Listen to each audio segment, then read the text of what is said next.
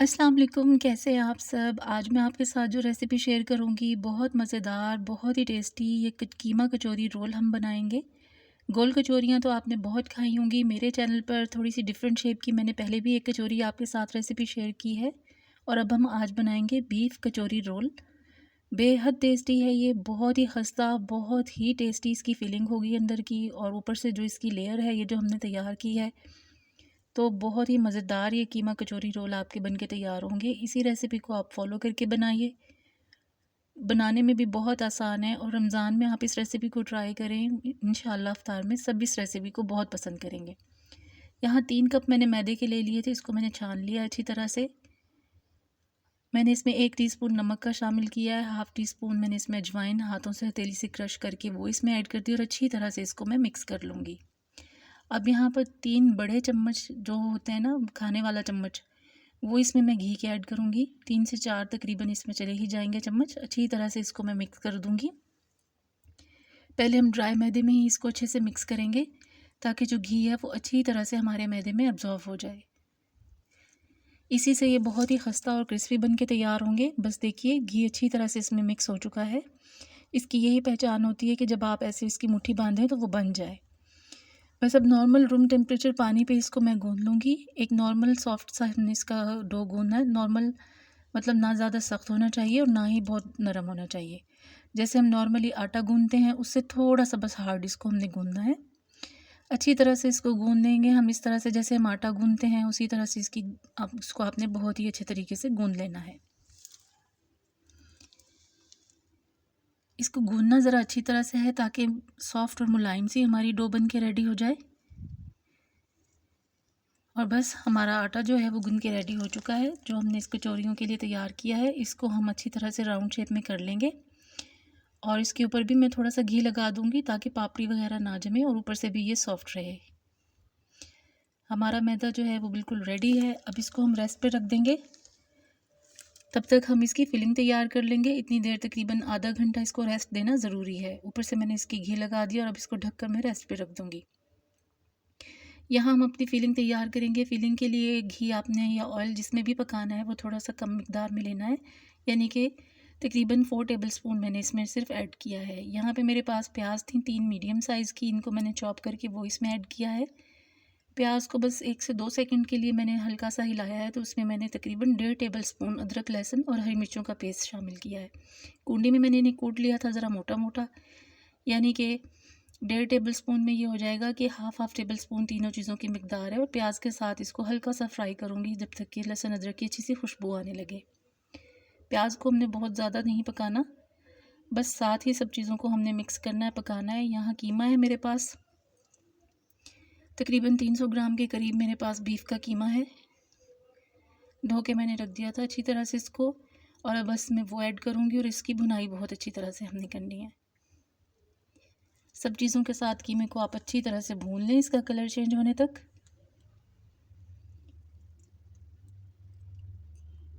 हरी मिर्ची मैं इसमें साथ इसीलिए ऐड कर चुकी हूँ कि इसका बहुत ही अच्छा सा टेस्ट आएगा हरी मिर्चों का। इसमें भुनाई में अदरक लहसुन हरी मिर्चों का टेस्ट कीमे में चला जाएगा और किसी भी किस्म की कोई स्मेल नहीं आएगी।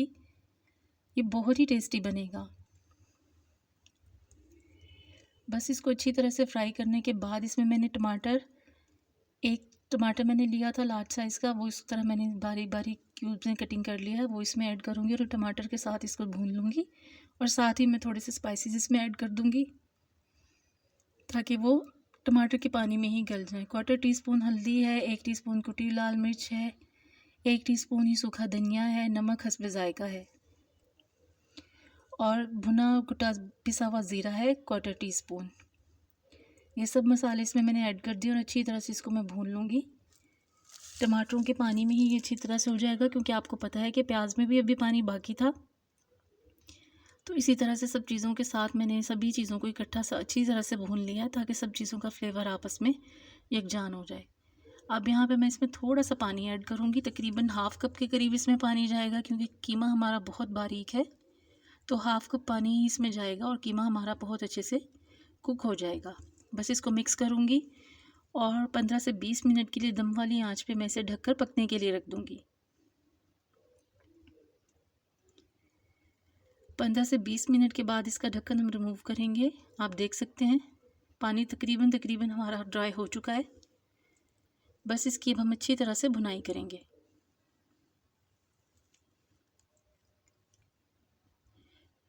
हाफ़ टी स्पून पिसा हुआ गरम मसाला इस स्टेज पे इसमें ऐड करूँगी। इसकी बहुत ही अच्छी खुशबू आएगी। और बस अब हम इसकी भुनाई करते रहेंगे उस वक्त तक जब तक कि जो पानी है थोड़ा बहुत भी रह गया वो अच्छी तरह से इसका ड्राई हो जाए। बहुत ड्राई फॉर्म में इसको तैयार करना है क्योंकि रोल हमने जब पैक करने हैं तो थोड़ा सा भी इसमें पानी नहीं होना चाहिए। यही आपने ख्याल रखना है कि बस इसको अच्छी तरह से आप भून लें। यहाँ पर अब एक मीडियम साइज़ की प्याज थी जिसे मैंने चॉप करके वो शामिल किया है और 4 से 5 हरी मिर्चें इस स्टेज पे हम इसमें शामिल करेंगे। इससे इसका टेस्ट बहुत ही अच्छा आएगा।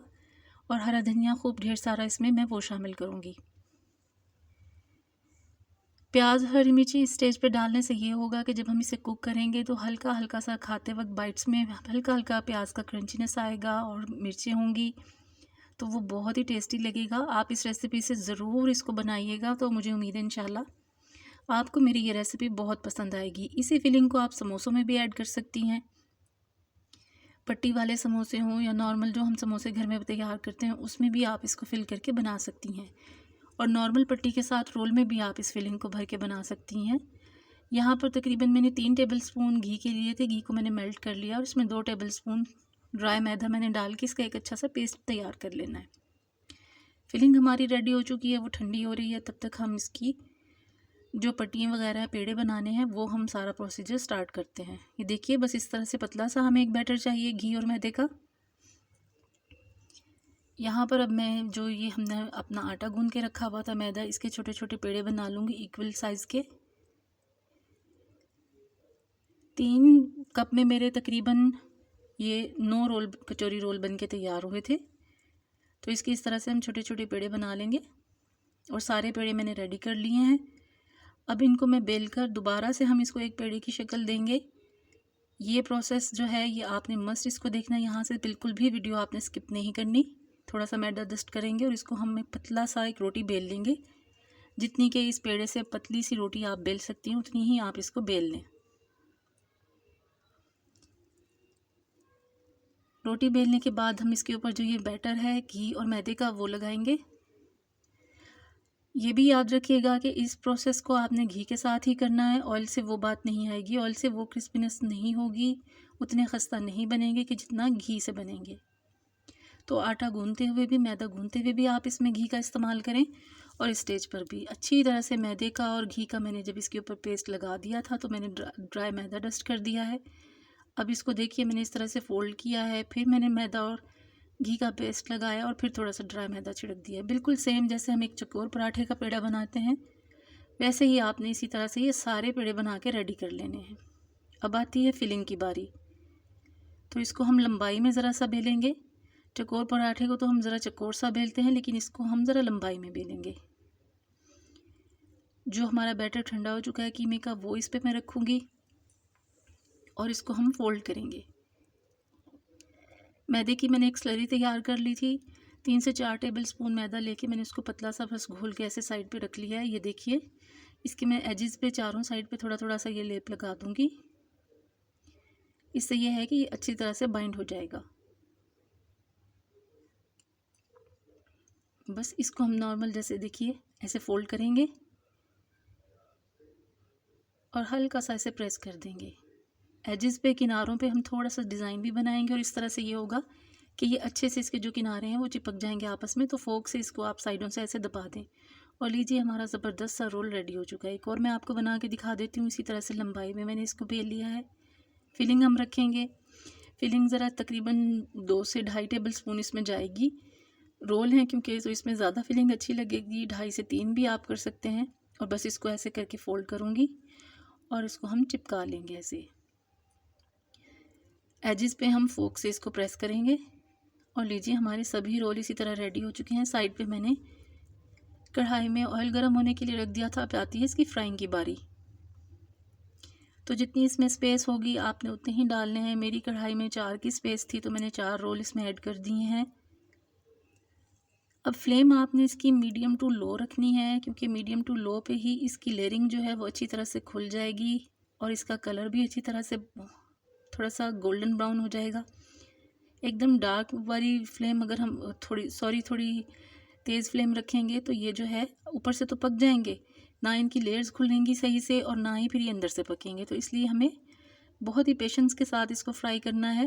15 मिनट तकरीबन आपके इस पे लग जाएंगे फ्राइंग पे। लो टू मीडियम टू लो बस आपने इसकी फ्लेम रखनी है। और आप देख सकते हैं माशाल्लाह कितने ज़बरदस्त हमारे जो रोल हैं वो सिक रहे हैं, अच्छी तरह से फ्राई हो रहे हैं। इसी तरह से मैं अपने सारे ही रोल बना के फ्राई कर लूँगी अच्छी तरह से। आप देख सकते हैं इसकी लुक, कहीं से नहीं ये खुले हैं, कितने ज़बरदस्त हैं। और आप देख सकते हैं माशाल्लाह बहुत ही क्रिस्पी, बहुत ही खस्ता ये कीमा कचौरी रोल हमारे रेडी हो चुके हैं। एक बार आप मेरी इस रेसिपी को ज़रूर ट्राई करिएगा। आप डेली इफ्तार में इस रेसिपी को बनाना पसंद करेंगे।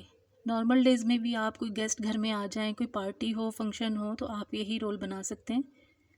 सभी आपकी बेहद तारीफ़ करेंगे। ये जितने क्रिस्पी और ख़स्ता बनेंगे, एक बार इस रेसिपी को आप ज़रूर ट्राई करिएगा और फिर अपना फ़ीडबैक भी मुझे दीजिएगा और बताइएगा कि ये कितने ही ख़स्ता और क्रिस्पी बन के तैयार हुए। तो गाइज़ मेरी रेसिपी पसंद आई हो तो प्लीज़ इसे लाइक करें, चैनल को सब्सक्राइब करें, बेल आइकन ज़रूर प्रेस किया करें ताकि मेरी हर आने वाली वीडियो फ़ौरन आपको मिल सके। फिर मिलूँगी इंशाल्लाह आपसे। अल्लाह हाफ़िज़।